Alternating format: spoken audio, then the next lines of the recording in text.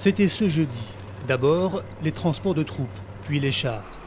Après 10 jours de ratissage, ils quittent Deraa en longue file. La ville était assiégée depuis le 25 avril. Les forces de sécurité qui accompagnent les journalistes s'en tiennent au discours officiel.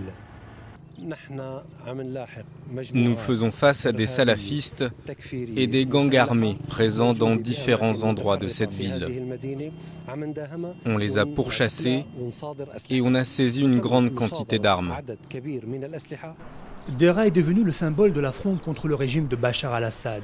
Les combats y ont été très violents. Les grands axes de la ville gardent encore les traces du passage des blindés. Des douilles parsèment le sol devant la mosquée Al-Omari, qui fut le bastion des protestataires. Le bureau de la télévision nationale, la maison du gouverneur et le palais de justice ont été incendiés durant les émeutes par les manifestants. Dans la rue, le silence est pesant. Les quelques habitants qui osent sortir sont stupéfaits devant l'ampleur des dégâts.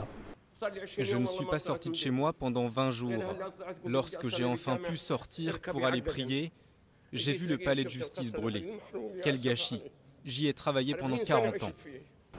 Au centre-ville, peu de magasins ont rouvert. Les habitants de la ville rencontrés sont encore sous le choc. Rares sont ceux qui veulent répondre aux questions des journalistes. Ceux qui prennent la parole tiennent un discours convenu, au risque de se faire rabrouer par les opposants au régime. Là où je vis, tout allait bien, c'était calme. Comment peux-tu dire ça? N'aie pas peur, parle. Moi je n'ai peur que de Dieu. On m'a volé mon argent. Tu sais où j'habite? J'habite à l'étranger, tu entends? Je rentre et qu'est-ce que je trouve? De la terreur, des morts, on enlève mes enfants.